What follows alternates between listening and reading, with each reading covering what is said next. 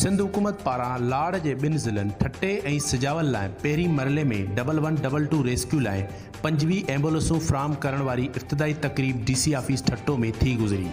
इब्तिदाई तक़रीब में सूबाई ख़ुसूसी मावन Sadiq Ali Memon, deputy speaker Sindh assembly Rehana लगारी, MP रियाज शाह शिराज़ी, DC ठट्टो गज़नफ़र अली क़ादरी ऐं ॿियनि शिरकत कई।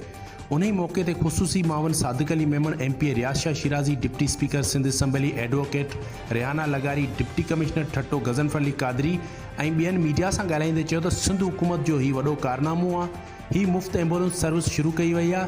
ॿिए मरले में सॼी सिंध में PDMA ऐं सिहत खाते जे सहकार सां उहा रेस्क्यू सर्विस वधाई वेंदी।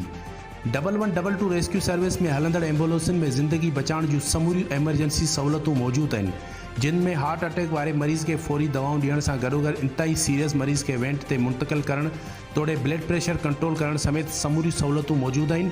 ही एम्बुलेंस सर्विसूं ठट्टे जे साहिली पट्टी खां वेंदे कोहिस्तानी इलाइक़नि जे ॾुराइन इलाइक़नि ताईं रेस्क्यू सर्विस मुहैया कंदियूं, जंहिं मां आवाम खे फ़ाइदो पहुचंदो। इब्तिदाई तक़रीब बाद सर्विस शुरू कई वई। उन ई मौक़े ते executive director Abid Naveed, zonal manager वज़ीर ज़हूर, सिविल सर्जन डॉक्टर हसन गंदरो, मर्फ जे रीजनल मैनेजर आदम मलक ऐं ॿिया पिणु मौजूदु हुआ।